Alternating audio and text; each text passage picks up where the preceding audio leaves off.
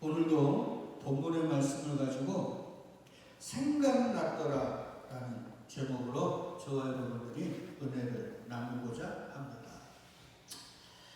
불교 열반경에 보면 맹인모상이라는 말이 있어요.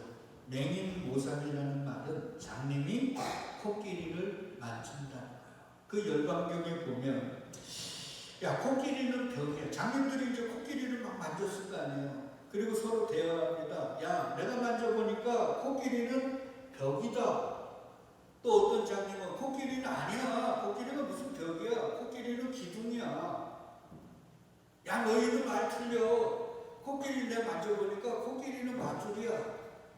이렇게 얘기를 하더라는 거예요. 보지 못하는 이들이 코끼리를 만져보고 각자 자기가 본 것이 진실이라고 주장하며 싸우는 거예요. 그때 지혜로운 왕이 혀를 쯧쯧 차면서 자기가 본 게 전부라고 주장하는 우매함을 꾸짖는 교훈적인 내용이죠. 그리고 한편으로는 야, 너희가 부처, 너네가 믿는 부처를 니네 마음대로 뭐 하지 말라고요? 상상하지 말라는 아주 준엄한 호통. 그래서 성경에도 보면 10계명의 첫 계명이 뭐예요? 너희가 나를 세상 사람들이 섬기는 그런 신으로 나를 뭐 하라고요? 섬기지 마. 그러면 너희 죽어. 세상 사람들은 자기가 믿는 신을 자기를 위한 존재로 여기죠. 내가 원하고 내가 바라고 내가 꿈꾸는 것들을 이루어 주실 그런 분으로 여하튼 내 세상적인 탐심과 정욕을 채워줄 그런 신으로 여긴단 말이에요. 그런데 만약에 하나님을 우리가 그런 식으로 섬기면 그 하나님은 우상이고 우리는 그 우상을 섬기는 것으로 인해 어떻게 돼요? 죽는 거예요. 그래서 예수님도 상상하지 마. 그래서 기독교는 상상의 종교가 아닙니다. 계시의 종교예요. 가르쳐 주신단 말이에요. 그럼 가르쳐준 대로 우리는 알면 되는 거예요. 근데 가르침을 제대로 못 받는 거예요. 여하튼 저는 오늘 본문의 말씀, 특별히 요한복음 12장 16절의 말씀이 맹인모상 같은 말씀이다 이렇게 생각합니다. 특별히 영이신 하나님의 말씀을 육인 사람들이 듣고 자기들의 그냥 어줍잖은 세상적 지식과 경험들을 가지고 그 말씀을 해석하고 그 말씀을 받아들일 때 각 사람들이 배운 지식과 경험들이 다르기에 한 말씀이 어떻게 돼요? 각자 다 다릅니다. 마치 장님들이 코끼리를 만지면서 야, 코끼리는 벽이야, 코끼리는 기둥이야, 코끼리는 밧줄이야 이런 거죠. 이건 굉장히 심각한 얘기입니다. 자, 보자고요. 지난주 우리 공부했죠. 예수님이 이제 당신의 택한 자녀들의 죄를 없애려고, 더 나아가 얘기하면 창세전 택한 당신의 신부들을 이제 모으기 위해 뭐를 지셔야 돼요? 십자가를 지시기 위해 예루살렘으로 입성하셨습니다. 근데 죽은 나사로를 살렸다는 그 예수가 예루살렘에 온다는 소문이 다 퍼지니까 예루살렘 성내에 있던 사람들이 아니라 하나님의 명예에 의해 6월절 그 명절을 지키려고 예루살렘에 온 전 세계에 흩어져 있던 디아스포라들이 뭐를 가지고요? 종려나무 가지를 가지고 예수님을 맞으러 나와서 뭐를 외쳤어요? 호산나, 우리를 구원해달라고 외쳤어요. 그 모습을 본 바리새인들이 서로 뭐라고 했어요? 야, 우리가 예수를 죽이려고 그러고 나사로 때문에 예수를 더 믿게 하는 그것 때문에 나사로까지 죽이려고 하고, 그리고 우리가 얼마나 예수를 귀신 들렸다, 귀신의 왕을 힘입어서 병자를 고쳐준다, 얼마나 우리가 그를 해방했는데 다 쓸데없어. 모든 사람들이 예수를 쫓네. 너희 하는 일이 다 쓸데없다. 이런 말을 우리 지난주에 공부했잖아요. 그리고 예수님이 예루살렘에 들어가실 때 뭐를 타고 가셨어요? 낙이 새끼를 타고 왔어요. 왜 나귀 새끼를 타고 왔어요? 큰 나귀도 있을 텐데 왜 나귀 새끼를 타고 왔어요? 구약의 선지자를 통해서 하나님이 내가 보낸 너희가 섬기고 너희가 믿고 너희가 의지할 이스라엘의 왕은 너를 탄다고요? 나귀 새끼를 탄다. 그래서 나귀 새끼를 타고, 어른이 나귀 새끼를 타면 발이 어떻게 돼요? 질질 끌리면서 예루살렘으로 입성하셨단 말이에요. 우리 지난주에 공부했잖아요. 이 그림은 잘못됐다고 그랬죠. 그러니까 성경을 바로 알면 이런 것을 보면 그림이 이거 잘못됐구나 이런 걸 알게 되잖아요. 이 발이 이렇게 들리는 게 아니죠. 이게 지금 낙이 정상적인 낙이잖아요. 예수님은 뭐 타고 오셨다고요? 낙이 새끼 타고 왔죠. 예수님의 제자들은 어디 있습니까? 정보사님? 예수의 제자들은 어디 있어요? 이 앞에 말 끌고 이런 사람이 예수 제자입니까? 예수님의 엉덩이 밑에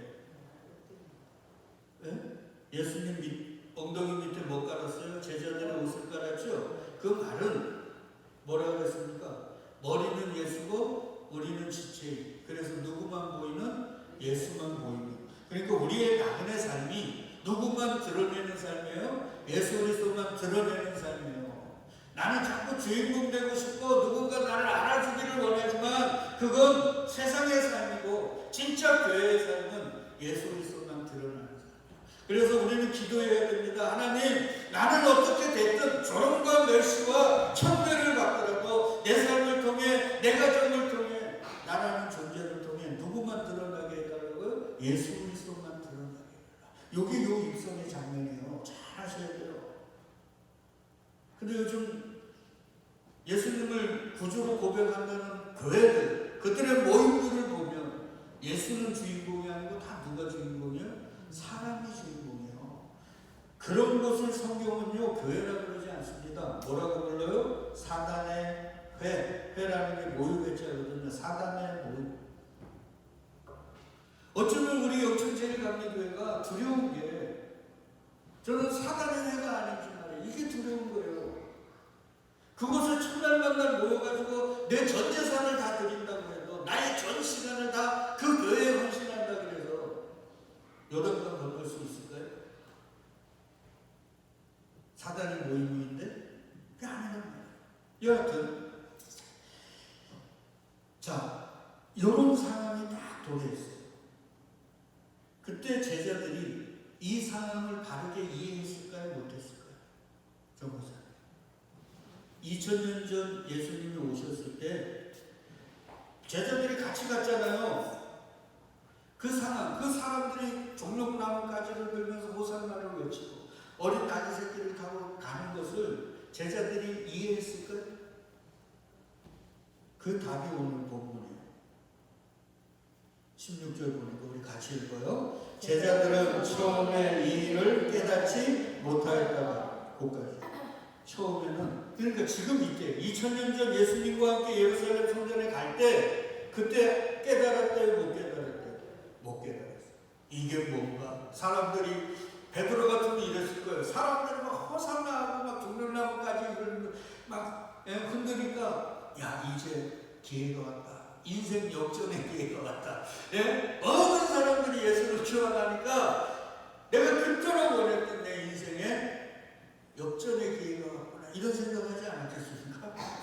처음에는 깨닫지를 못했대요. 계속 읽어요. 시작. 예수께서 영광을 얻으신 후에야 이것들이 예수께 대하여 기록된 것인가 사람들이 예수께 이같이 한 것이니 생각났더라. 언제 생각났다고요? 예수께서 영광을 얻으신 후에 그때 생각났대요. 그럼 처음에는 몰랐다가 나중에 알았다는 거 아니에요? 나중에 언제요? 예수께서 영광을 얻으시고. 그러면 이제 우리는 질문해야 돼요. 그럼 답은 간단하잖아요. 야, 예수님의 제자들도 예수님이 직접 예루살렘에 들어갔는데 예수님의 말씀, 예수님이 하신 그 모든 일들에 대한 의미들을 몰랐네. 근데 나중에 영광을 받고 나서 그게 생각났고 알게 되었네. 그러니까 저는 이 말씀이 저와 여러분들에게 엄청난 소망의 얘기고 하나님이 우리에게 주시는 위로예요. 얘들아, 지금 너희가 선우 목사의 말을 이해하고 못 깨닫는다고 예배 드리는 걸 멈추지 마라. 말씀 듣는 걸 멈추지 마라. 텔레그램으로 내가 새벽기도 막 보내드리는 거 그거 듣는 거 게을리하지 말라는 얘기예요. 왜? 주님의 영광 받으신 후에 생각나는 그날이 있을까요? 없을까요? 있다는 말이에요. 그래서 제가 다음 부분으로 가려고 하다가 이 말씀을 묵상하면서 이게 우리에게 주시는 위로다. 우리 모든 성도님들에게 주시는 위로다. 연세 드신 분들은 말씀이 좀 어렵고 잘 이해가 안 되잖아요. 그래도 우리가 말씀 듣는 거를, 말씀 읽는 거를, 내가 말씀을 가까이 하는 걸 포기하지 말아야 되는 거, 더 내가 열심을 다해야 되는 이유가 뭐냐? 뭐요? 생각났더라는 거예요. 생각났더라는 말은 내가 경험하지 못한 게 생각이 납니까? 안 납니까? 안 나죠. 생각나는 건 내가 경험한 것만 생각나요.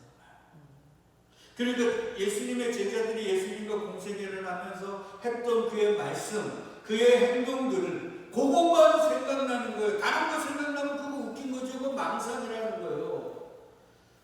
그러니까 저와 여러분들이 말씀을 나누고 말씀을 읽고 말씀을 더 말씀에 진중해야 나중에 주님의 영광 받으신 후에 그 말씀이 뭐 한다고요? 생각나는 역사가 있는 거예요. 그래서 여러분 히브리서 기자가 히브리서에서 뭐라 그래요? 야, 모이기를 패하는 어떤 자들의 습관을 쫓지 말고 말세지만이 말세가 가까울수록 너희는 더 모이기를 힘쓰라고 그러죠. 모여서 뭐 합니까? 사도행전에 보니까 초대교회가 모여서 뭐 했습니까? 말씀 공부하고 기도하고 떡을 떼는 역사를 했잖아요. 그 예배에 우리는 더 열심을 내야 돼요. 아까 제가 보여드렸잖아요. 이 양식 없으면, 이 음식 없으면, 이 노무 없으면 나와 내 새끼 죽으니까 수백 미터를 떨어지는데도 그걸 놓지 않는 표범처럼 그걸 예수님이 간절이라고 해요. 너희가 간절히 나를 찾고 찾으면 뭐 한다고요? 찾으리라. 그런 간절함이 있단 말이에요. 그러니까 매일 교회 올 때 그냥 헛들어 오지 마시고 하나님 오늘도 나에게 나와 내 자식을 살릴 수 있는 그 말씀 주십시오. 그 말씀 깨닫게 해주세요. 그 말씀 내 가슴에 새겨주십시오. 그런 간절함으로 와야 돼요. 그냥 오늘도 가서 그냥 한 시간 때우자 이런 생각을 아니란 말이에요. 그러면 이제 질문을 해야 돼요. 주님이 영광을 얻으신 후가 뭘까? 요것만 알면 되잖아요. 여기 제일 중요하니까. 주님이 영광 받으시는 게 뭐예요? 십자가에 돌아가시고 하나님 나타나게 그리스도. 그러니까 잘 얘기하셨어요. 잘 얘기하셨는데 그걸 조금 더 세분하면 예수님이 이 땅에 오신 것, 성육신 하신 게 영광. 맞죠? 그리고 공생애 하신 것도 영광이에요. 그리고 더 큰 영광은 뭐예요? 십자가를 지신 거예요. 그리고 예수는 십자가를 지시고 뭐 하셨어요? 운명하셨어요. 예수의 시간은 여기까지. 왜? 죽었어요. 그 다음에는 누구의 시간이에요? 하나님의 시간. 그 죽음에서 예수님을 어떻게 하셨어요? 부활하셨어요. 요것도 영광. 그리고 하나님 보좌 우편에 가셨어요. 그리고 뭐를 보내주셨어요? 자기의 신부 창세전에 택한 자들에게 성령을 부어주셨죠. 요게 영광. 요 모든 게 영광. 그러면 예수께서 영광을 받으신 후라는 건 언제일까요? 지금 이 요한복음 12장 16절의 말씀에 가면 부활하셔서 어떻게 해요? 하나님 보좌 우편에 앉아 계시고 그때가 영광이라는 말이에요. 그리고는 뭐를 보내주신 거예요? 후라는 말은 성령을 보내주셔서 제자들이 성령으로 충만해지니까 그 다음에 뭐가 되더라고요? 아, 예수님의 이게 이런 내용이었구나. 이게 이거였구나. 예수가 바로 그리스도였네. 그걸 깨달으니까 예수의 제자들이 가룟 유다를 제외하고 나머지 전부가 다 뭐였어요? 순교했어요. 이걸 깨달은 사도 바울이 세상적 그 부요, 자기의 자랑거리들을 다 버리고 어디까지 갔어요? 순교의 자리까지 가. 왜? 바울이 얘기하거든요. 야, 내가 죽는 것보다 예수 그리스도가 더 큰 게 아니라 예수 그리스도가 전부다. 내 목숨 하나는 그리스도 예수의 그것에 비하면 아무것도 아니야. 이게 깨달아져. 그래서 사도 요한이 요한복음 7장 39절에서 이런 얘기를 합니다. 이는 그를 믿는 자들이 받을 성령을 가리켜 말씀한 거라. 그러면서 가로 열고 예수께서 아직 영광을 받지 않으셨으므로, 영광을 받지 않으셨으므로 성령이 아직 그들에게 뭐 한다고요? 계시지 아니하더라. 예수가 영광을 받고 십자가에서 죽으시고 하나님이 그를 죽음에서 끌어올리셔서 보좌 우편에 올라가셔야만 예수님이 어떻게 하셔요? 성령을 보내주시잖아요. 그러니까 성령을 보내주셨다는 말은 예수님이 죽음에서 부활하셔서 어디에 올라가셨단 말이에요? 하나님 보좌 우편에 올라가셨단 말이에요.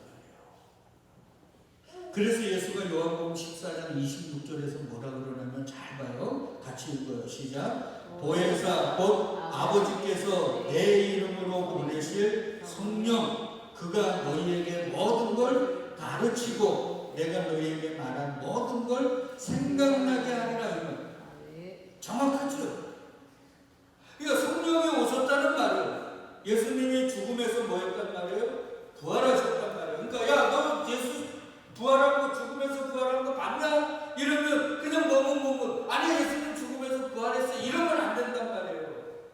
야, 오순절 나가야 다락방에 뭐 내렸다고요? 성령 내렸잖아. 그 성령이 나에게도 내렸어. 그래서 나같이 죄인이고 나같이 문외한이고 나같이 무식한 자가 말씀이 깨달아지고 말씀이 내가 알게 되더라고요. 이게 뭐한 거라는 거예요? 예수가 나에게 뭐를 보내주신 거라는 증거예요?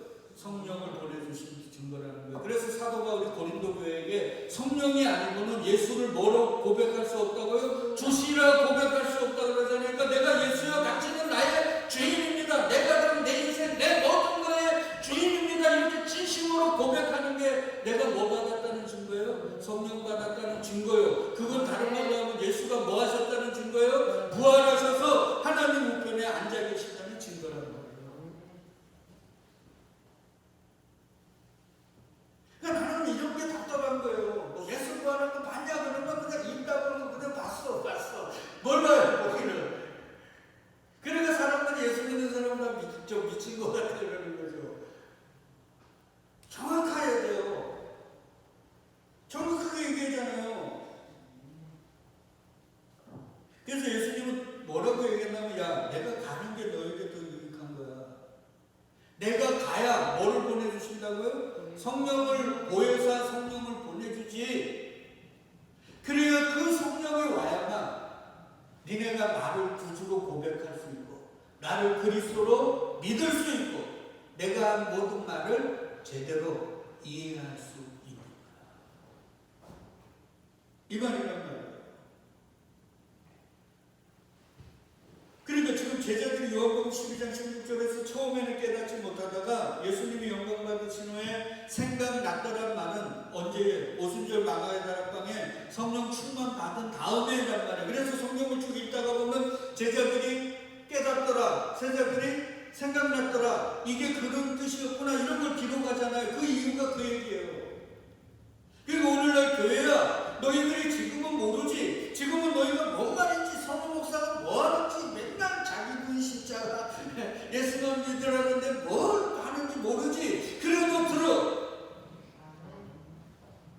그러면 내가 너희에게 뭐를 준다고요? 성령을 주면 그게 생각나고 가르쳐.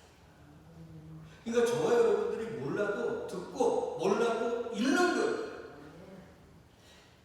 제가 얘기합니다. 성경은 뭐예요? 하나님의 말씀이죠. 하나님의 말씀은 하나님은 영이시니까 영이죠. 그러니까 육을 가진 인간이 하나님의 말씀을 이해할 수 있어요? 없어요. 오직 성령만이 가르치고 생각나게 한다고 그랬잖아요. 그래서 사도 요한이 얘기하는 거예요. 네? 요한일서에서 너희는 주께 받은 바 기름 부음이 너희 안에 거하나니 아무도 너희를 가르칠 필요가 없고 오직 그의 기름 부음이 모든 걸 너희에게 가르친다. 성령님이 가르친단 말이에요. 그것만이 참이라는 거예요.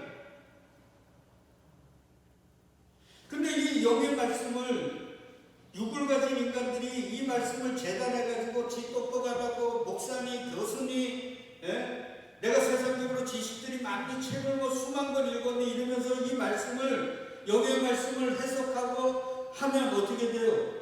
그게 육의 말씀이 돼요. 우리를 살리는 말이 아니라 뭐 하는 말이에요? 죽이는 말이에요. 그래서 베드로서에 뭐라고 얘기했냐면 얘들아 사도 바울이 쓴 말이 어려운 게 많은데 육을 가진 놈들이 그거 억지로 풀다가 어떻게 됐다 그래? 미혹에 걸려 다 죽어버렸다. 베드로 사도가 이 말을 그냥 쓴 게 아니에요. 베드로 사도가 예수님이 그러잖아요. 이제 우리 요한복음 13장 요거 배우고 나서 13장 가면 세족식이 있습니다. 세족식이 하는데 당시에는요, 지금도 그렇지만 자식이 부모의 발을 씻기는 거죠. 어릴 때야 부모가 자식 발 씻기지만 크면 이제 부모가 자식이 부모 발을 씻기잖아요. 스승도 마찬가지고 제자가 스승의 발을 씻기는 거지 스승이 제자의 발을 씻기는 게 아니에요. 그래서 예수님이 식사 후에 수건을 허리에 두르시고 발을 씻기니까 다른 제자들은 그냥 예수가 씻기니까 그냥 씻겼겠죠. 발을 그냥 내밀었죠. 근데 베드로와는 달랐어요. 역시 베드로야. 베드로가 예수님 어떻게 스승이 제자 발 씻깁니까? 제자가 스승 발 씻겨야지. 그러면 나는 안 돼요.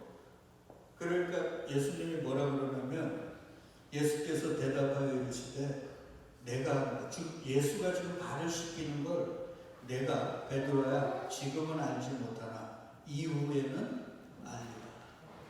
너 지금은 이거 몰라. 내가 뭐 하는 게 뭔지.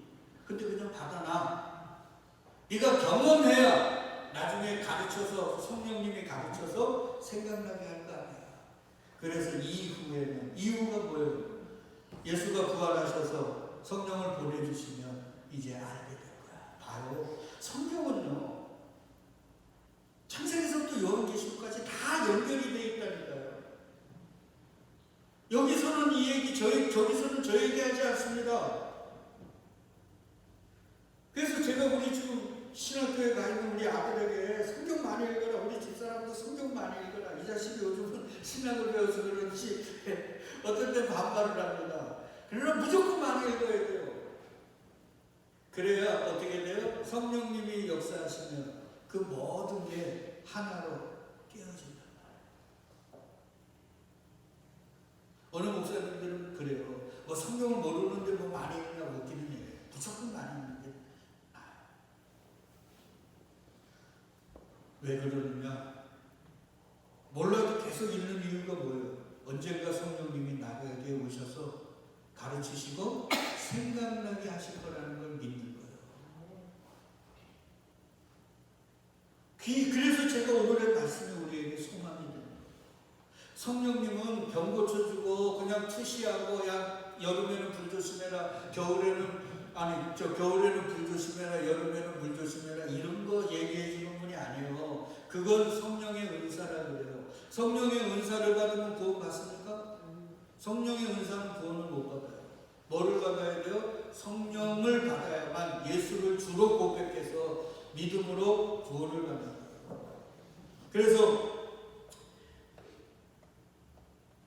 잠깐 생각하면 예수님이 얘기하잖아요. 나더러 주여 주여 하는 자마다 다 천국에 들어갈 게 아니고 뭐라고요? 다만 하늘에 계신 내 아버지의 뜻대로 행하는 자. 하나님의 뜻대로 어떻게 행할 수가 있습니까? 하나님의 뜻을 우리가 어떻게 알아요? 영이신 그분의 뜻을 어떻게 알 수 있어요? 육을 가진 인간은 몰라요. 그래서 바울이 고린도서에서 야, 성령이 아니면 어떻게 하나님의 뜻을 알아? 그러니까 성령 받은 사람만이 하나님의 뜻을 안단 말이에요.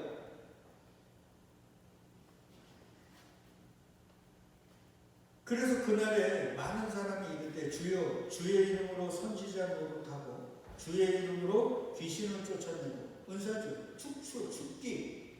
예? 은사 받은 거예요. 주의 이름으로 많은 권능을 행한 은사 받았잖아요. 많은 권능을 행했단 말이에요. 그때 예수가 뭐라 그래요?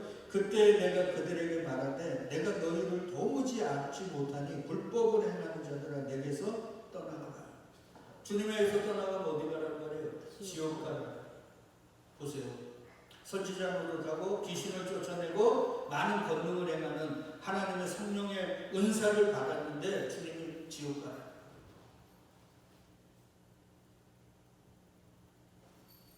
그걸로는 안 된다는 거예요. 하나님은 마귀에게도 이런 권능 줄 수 있어요, 없어요? 계시록에 보니까 주지요. 준다고요. 필요한 사람에게 주시는 거예요. 그러나 창세전 택한 자들에게는 성령의 은사는 안 주실 수도 있지만 뭐는 반드시 주신다고요? 성령은 반드시 주시고 그 성령이 와서 우리에게 뭐를 합니까? 네? 우리 7장 한번 7절 같이 읽어요. 시작. 그러나 내가 너희에게 실상을 말하노니 내가 떠나가는 것이 너희에게 유익이라. 내가 떠나가지 아니하면 보혜사가 너희에게로 오시지 아니할 것이요 가면 내가 그를 너희에게 보내리니. 봐요. 그러니까 성령이 오셨다는 말은 예수가 가셨다는 말 아니에요. 어디로? 하나님 보좌로. 그리고 우리는 부활의 주님을 직접 제자들처럼 못 봤지만 성령을 받았기 때문에 우리는 예수님이 이 성령을 보내신 것, 그분이 부활하신 걸 믿는 거예요. 이래야 논리정연하죠. 그냥 무조건 믿어라. 뭘 믿어요? 그러면서 그래요. 성령이 오시면 뭐 한다고 그래? 8절. 그가 와서 죄에 대하여, 의에 대하여, 심판에 대하여 세상을 책망하시고, 여기 책망하신다는 게 꾸짖는다는 게 아니라 그랬죠. 자세하게 가르쳐 주신다. 그러니까 성령이 오시면 야, 선우 목사야, 너 죄인이야. 너 같은 죄인이 없어. 그래서 너는 지옥 불구덩이에 떨어져야 되는데 심판받아 불의한 자, 죄로 인해 불의한 자가 되어 영원한 심판을 받아 영원한 지옥 불구덩이에서 고통받아야 되는데 그리스도 예수로 말미암아 너 같은 죄인이 어떻게 됐어요? 의로운 자가 되어 그 심판을 통과하여 어디로 갔어요? 저 영원한 생명의 나라로 가게 하셨다는 걸 누가 가르쳐줘요? 성령이 가르쳐줍니다. 그러니까 성령을 받으면 예수님만 볼 수밖에 없는 거예요. 예수의 십자가가 없으면 나는 지옥 불구덩이에 들어가게 생각이 나니까 감사하지 않을 수가 없는 거예요. 내 뒷거리가 없더라도 이 구원의 감격으로 인해 내가 찬양하지 않을 수 없게 된단 말이에요. 그래서 우리는 성령을 받아야 되는 거예요. 근데 한국 교회가 성령을 받을 생각을 안 하고 전부 다 뭐 성령의 은사를 가지고 있어요. 요즘도 누가 막 그 유튜브 보내주더라고요. 무슨 집회를 하는데 왜 땅바닥에 침 흘리면서 뒹굴고 말해요. 아니 생각을 해보면 내 자식이 간질병 환자처럼 여기 침 흘리면서 막 여기서 떼굴떼굴 그러면 좋겠습니까? 다 이해할 수가 없어. 저는 기도원 출신이에요. 그런 거 안 해봤겠습니까? 그거 아니에요. 그래서 성령은 질서의 하나님이라는 거예요. 하나님 보시기에 성령에 왜 운행하시니까 하나님 보시기에 심히 아름답게 되는 거예요. 그 침 질질 흘리면서 떼굴떼굴 굴는 게 아름답습니까? 그게? 아니란 말이에요. 우리는 이 성령 받아야 돼. 아, 나 같은 죄인이 예수 그리스도의 십자가로 인해 의로운 자가 되어 저 영원한 나라에 갔네. 할렐루야. 시간 안 되면 가라고. 좀 이따. 여러분 보세요. 구약에는 제사에 나올 때 뭐 갖고 나왔어요? 재물 갖고 나왔죠. 그 의미가 뭐예요? 이 재물이 죽어야 내가 산다는 거죠. 그걸 복음적으로 얘기하면 언젠가 내 대신 죽을 그분이 와야, 그래서 그분이 죽어야 내가 사는 거죠. 그게 재물의 의미예요. 그 재물이 신약으로 오면 뭐로 바뀌었습니까? 예수로 바뀌었죠. 영단번의 번쩍을. 그러면 신약은 오실 예수예요, 오신 예수예요? 오신 예수. 그러니까 의미가 다른 거예요. 구약의 재물은 앞으로 어떤 분이 오셔서 내 대신 주고 내가 사는 거야 라는 의미고, 신약의 헌금은 뭐예요? 예수님 당신이 십자가 지시고 죽고 하나님이 살려 성령을 우리에게 부어주셔서 우리는 살아났습니다. 이 고백으로 감사함으로 드리는 게 헌금이에요. 차원이 다른 거예요.